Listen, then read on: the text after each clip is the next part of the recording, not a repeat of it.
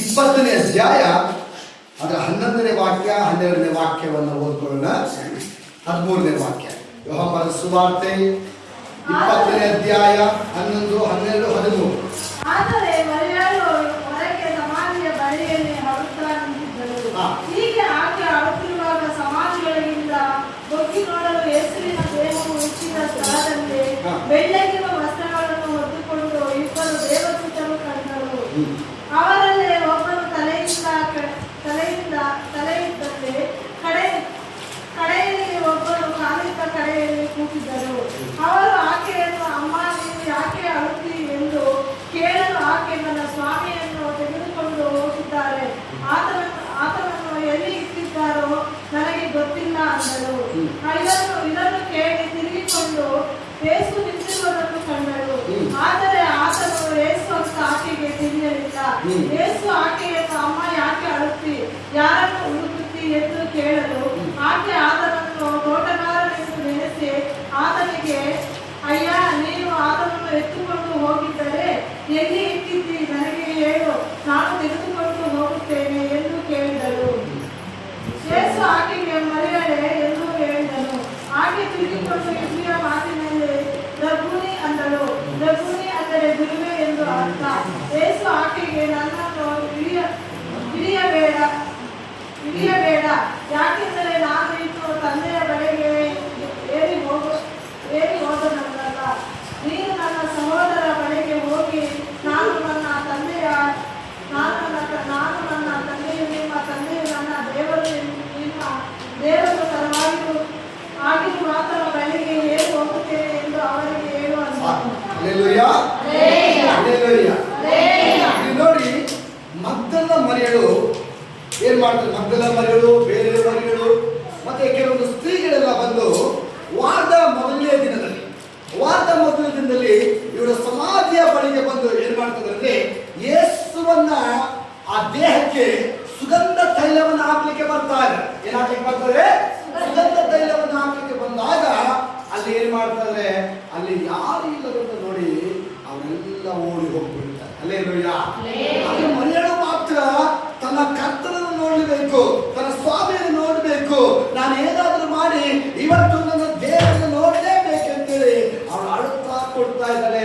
ನನ್ನ ರಕ್ಷಕರನ್ನು ಯಾರು ತೆಗೆದುಕೊಂಡು ಹೋಗಿದ್ದಾರೆ, ನನ್ನ ದೇವರನ್ನು ಯಾರು ತೆಗೆದುಕೊಂಡು ಹೋಗಿದ್ದಾರೆ ಅಂತೇಳಿ ಅವಳು ಗೋಳಾಡ್ತಾ ಇದ್ದಾರೆ. ದೇವರ ಮಗುವೆ, ಇವತ್ತು ನಿನ್ನ ಜೀವನದಲ್ಲಿ ನೀನು ಹೋಗಿ ದೇವರು ನಂಬಿ ಓಡಿ ಹೋಗೋದಲ್ಲ, ಬದಲಾಗಿ ದೇವರ ಸಮ್ಮುಖದಲ್ಲಿ ಕೂತ್ಕೊಂಡು ನೀನು ಹತ್ತು ದೇವರಲ್ಲಿ ನಿನ್ನ ಕಾಣುವಂತನಾಗಿರಬೇಕು. ಮಗ್ದಲ ಮರಿಯಳು ಏನ್ ಮಾಡ್ತಾರೆ, ಎಲ್ಲರೂ ಕೂಡ ಓಡಿ ಹೋಗ್ಬಿಟ್ರು. ಆದ್ರೆ ಮಗ್ದಲ ಮರಿಯಳು ಮಾತ್ರ ನನ್ನ ದೇವರನ್ನು ನೋಡ್ಲೇಬೇಕು, ನಾನು ಆತನನ್ನು ನೋಡ್ಲೇಬೇಕು, ಆತ ಎಲ್ಲಿ ಇಟ್ಟಿದ್ದಾರೆ ನನಗೆ ಗೊತ್ತಾಗಲೇಬೇಕು ಅಂತ ಹೇಳಿ ತಿಳ್ಕೊಂಡು ಅವಳು ಅಳುತ್ತಾ ಸಮಾಧಿಯಲ್ಲಿ ಕುಳಿತುಕೊಳ್ಳುತ್ತಾ ಇದ್ದಾಳೆ. ದೇವರ ಮಗುವೆ, ಇವತ್ತು ನನ್ನ ಜೀವನದಲ್ಲಿ ದೇವರು ಹೇಳುವಂತ ಕಾರ್ಯಗಳಂದ್ರೆ, ಇವತ್ತು ನೀನು ಕೂಡ ದೇವರ ಸಮ್ಮುಖವನ್ನು ಹಿಡಿದುಕೊಂಡು ನೀನು ದೇವರ ಸಮ್ಮುಖದಲ್ಲಿ ಕೂತ್ಕೊಂಡು ಪ್ರಾರ್ಥಿಸಬೇಕು, ಹತ್ತು ಪ್ರಾರ್ಥಿಸಬೇಕು. ದೇವರೇ, ನಾನು ನಿನ್ನನ್ನು ನೋಡಿದ ಹೊರತು ನಾನು ನಿನ್ನ ಕಲಿತಿಲ್ಲ, ನೀನು ನನಗೆ ಅದ್ಭುತ ಮಾಡಿದ ಹೊರತು ನಾನು ನಿನ್ನ ಕದಲುವುದಿಲ್ಲ ಅಂದ್ರೆ ಪ್ರಾರ್ಥನೆ ಮಾಡುವಂತ ಮಗಳಾಗಿ ಏನ್ ಮಾಡಬೇಕು, ನಿನ್ನ ಮಗಳಾಗಿ ಜೀವಿಸುವಂತರಾಗಬೇಕು. ಮಗ್ದಲ ಮರಿಯಳ ಹಠ ನೋಡ್ರಿ, ನಾನು ಏನಾದ್ರೂ ಮಾಡಿ ನನ್ನ ಸ್ವಾಮಿಯ ದೇಹವನ್ನು ನಾನು ನೋಡ್ಲೇಬೇಕು, ನಾನು ಹೊತ್ತುಕೊಂಡು ನನ್ನ ಸ್ವಾಮಿಯ ದೇಹ ತರಲೇಬೇಕೆಂದು ಕೂತ್ಕೊಂಡು ಸಮಾಧಿಯ ಬಳಿ ಹತ್ಕೊಳ್ತಾ ಇದ್ದಾಳೆ, ಅಳ್ತಾ ಇದ್ದಾಳೆ. ಅಲ್ಲಿ ದೇವದೂತರನ್ನು ಒಳಗಡೆ ಹೋಗಿ ನೋಡ್ತಾ ಇದ್ದಾಳೆ. ಆ ದೇವರ ಕಾಲದೊಬ್ಬರು ತಲೆಯೊಬ್ಬರು ನೋಡ್ಬಿಟ್ಟು ಅವಳು ಮಗ್ದಲ ಮರಿಯಳ ಅಳದು ನೋಡಿ ಹೇಳ್ತಾರೆ, ಅಮ್ಮ ಯಾಕೆ ಅಳ್ತೀಯ ಅಂತ ಕೇಳಿದಾಗ ಆ ಮರಿಯಳು ಹೇಳ್ತಾರೆ, ಅಯ್ಯ ನನ್ನ ಸ್ವಾಮಿಯನ್ನು ಹೊತ್ತುಕೊಂಡಿದ್ದಾರೆ, ನನ್ನ ಸ್ವಾಮಿ ಎಲ್ಲಿದ್ದಾರೆ ತಿಳಿಯಪಡಿಸ್ರಿ ಅಂತ ಹೇಳ್ತಾ ಇದ್ದಾರೆ. ಹಲ್ಲೆಲೂಯಾ. ಇವತ್ತು ದೇವರ ಮಗುವೆ, ಇವತ್ತು ಆ ಮರಿಯಳ ಕಣ್ಣೀರಿಗೆ ದೇವರು ಬಂದು ಏನ್ ಮಾಡ್ತಾರೆ ಗೊತ್ತಾ, ಆ ಮರಿಯಳ ಮದುವೆ ನೋಡಿ.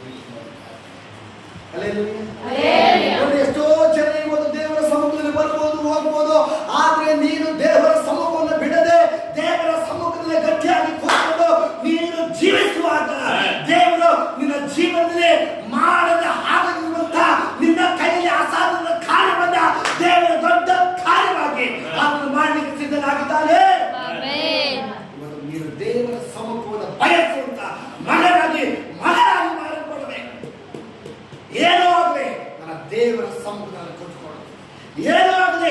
ದೇವರನ್ನ ಬಿಟ್ಟು ನಾನು ಜೀವಿಸುವುದಿಲ್ಲ ಅಂತ ನೀವು ಕೂತ್ಕೊಂಡಾಗ ಮಾತ್ರ ದೇವರು ನಿನ್ನ ಜೀವನದ ದೊಡ್ಡ ಕಾರ್ಯ ಮಾಡಲಿಕ್ಕೆ ಸಾಧ್ಯ.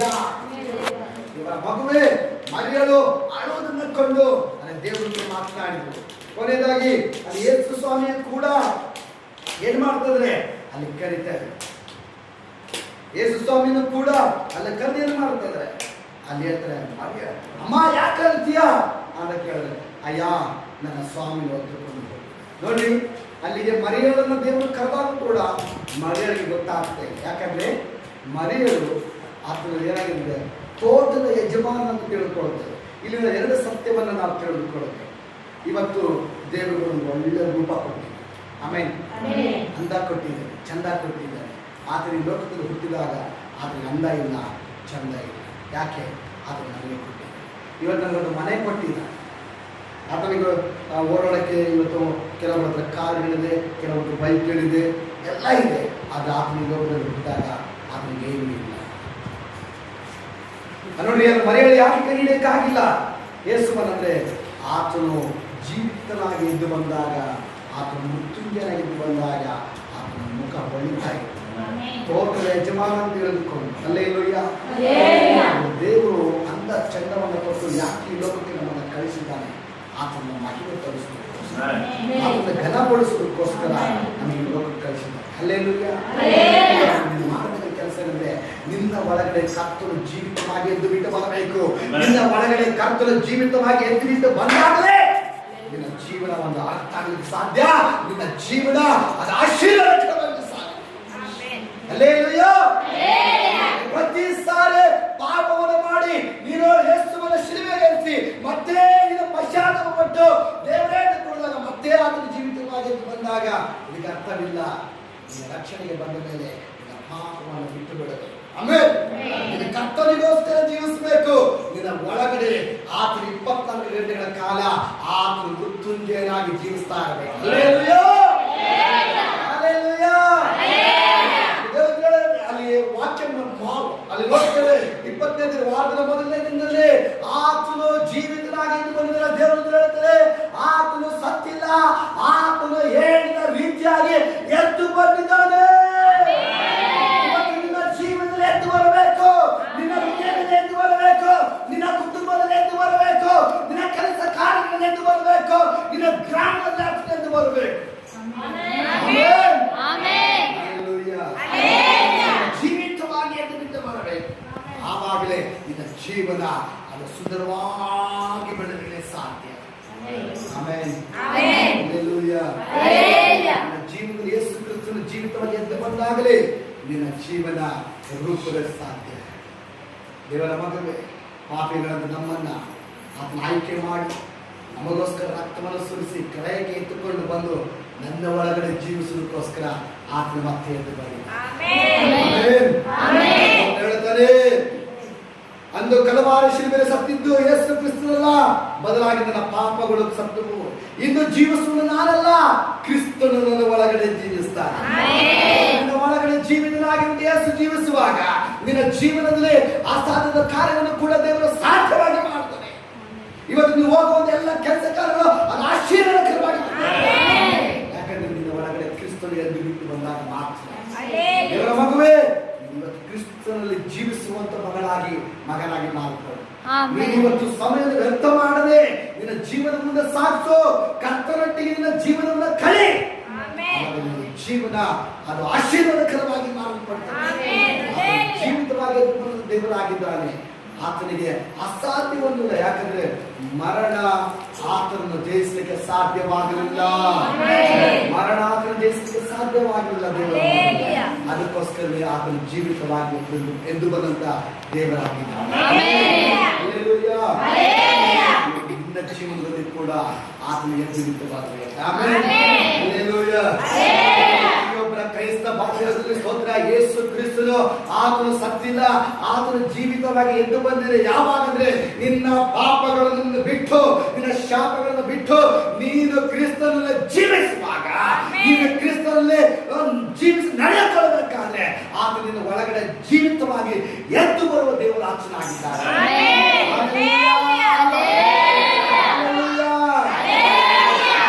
ಜೀವಿಸುವುದು ನೀನಲ್ಲ, ಕ್ರಿಸ್ತನಿಂದ ಒಳಗಡೆ ಜೀವಿಸ್ತಾ ಇದ್ದಾರೆ ದೇವರ ಮಗನೇ.